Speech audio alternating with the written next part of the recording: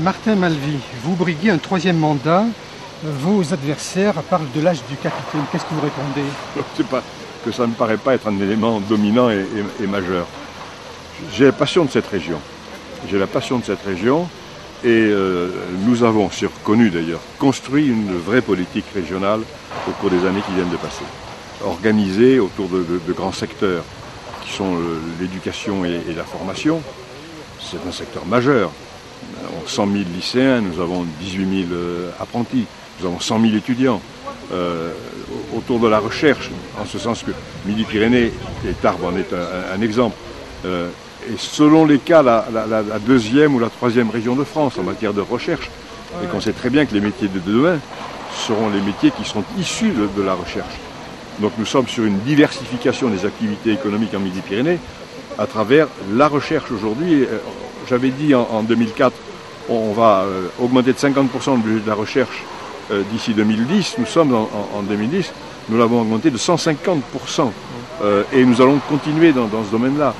Nous avons développé des politiques en direction de l'agriculture et de l'agriculture de montagne notamment, et nous continuerons aussi en termes de développement économique. Nous avons initié des politiques comme les contrats de développement, puisque dorénavant nous signons avec des entreprises des contrats, moyennant bien entendu la non-délocalisation ou le remboursement des aides de la région en cas de délocalisation. Nous avons été amenés à 2 reprises à demander le remboursement des aides de la région. Nous avons mené des politiques fortes dans le cadre du développement durable. Nous sommes considérés comme l'une des régions qui a fait le plus de choses dans le domaine du développement durable. Nous nous sommes engagés sur les transports, nous avons développé les transports collectifs, chacun le sait aujourd'hui. Ici à Tarbes, je confirmais à Josette Durieux qu'à Bordeaux la semaine dernière, j'ai obtenu l'engagement que les études sur ce qu'on appelle le barreau Bigorre-Béarn, c'est-à-dire la liaison entre Tarbes et la future liaison à grande vitesse sur Hendaye, Bordeaux-Hendaye, que les études seraient menées dès cette année. C'est-à-dire qu'on avance dans bien des domaines qui tous, plus ou moins, touchent à l'emploi qui est la préoccupation des Français. Donc, j'ai pensé que dans ce temps de crise, où il n'y a pas de rupture possible politique, eh bien, alors que le gouvernement annonce que ce mandat ne sera que de 4 ans, qu'il était opportun, et mes amis me l'ont demandé, que je reparte une nouvelle fois au combat, et je le fais avec beaucoup de dynamisme. Votre adversaire, c'est l'UMP aujourd'hui? L'adversaire, c'est la droite, oui, c'est la politique que mène l'UMP en France. Cette politique-là est en train de déstructurer, de casser la société française. D'ailleurs, nos concitoyens sont inquiets. Oui, j'ai été très très frappé par un sondage récent qui a été fait au niveau européen, dans lequel ce sont les jeunes Français en Europe qui sont les plus pessimistes sur leur avenir. C'est quelque chose qui doit être retenu. Les jeunes Français sont en Europe les plus pessimistes. Les Polonais, les Roumains, les Allemands, les Anglais, les Espagnols, les Portugais, les Grecs sont plus optimistes, les jeunes, que les jeunes Français. Donc nous avons à aller de l'avant dans ces politiques sans rupture.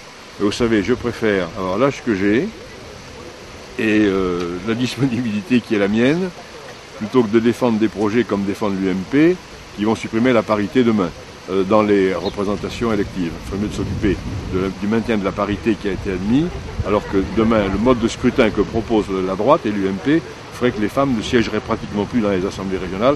Moi, j'ai la fierté de dire qu'il y a 45 femmes et 46 hommes dans l'assemblée régionale sortante, et j'ai 7 vice-présidentes du conseil régional, c'est-à-dire que j'ai appliqué, j'ai mis en œuvre ce qui est une nécessité, absolue nécessité, qui est la parité. C'est beaucoup plus important que l'âge du député. Donc ce soir, vous serez dans le Tarn, à Villemur-sur-Tarn, pour voir un petit peu la situation aussi, la situation de Molex, et également c'est votre premier meeting ce soir. Oui, c'est une première réunion publique de campagne.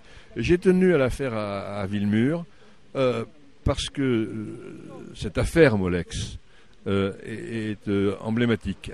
Elle est au-delà de la souffrance des hommes et des femmes et de la souffrance du territoire de Villemur.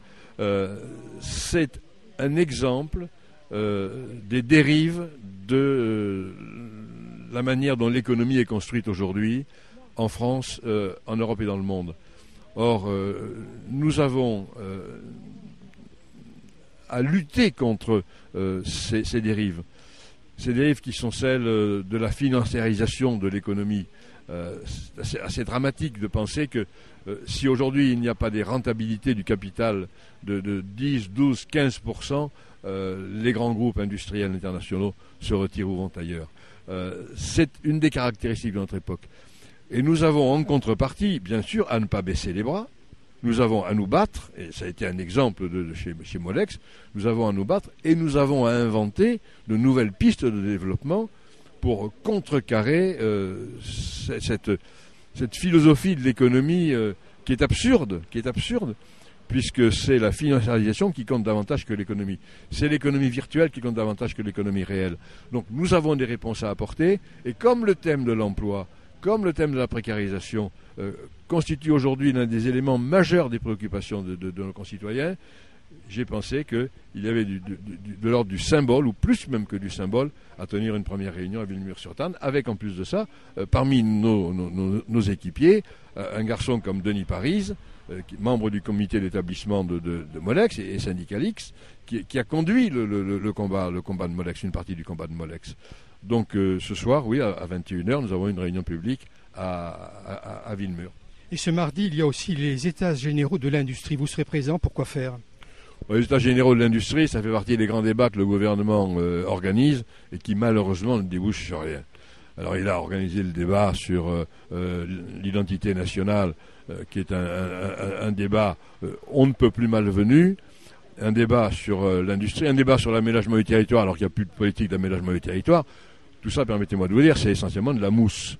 C'est de l'occupation du terrain, mais ça c'est une spécialité du président de la République. Nicolas Sarkozy passe d'un sujet à l'autre tous les jours, il occupe le terrain et l'actualité, pendant ce temps-là il ne se fait rien, ou plutôt il se fait des choses, il y a des évolutions qui vont à l'encontre de ce que j'estime être l'intérêt national comme l'intérêt régional.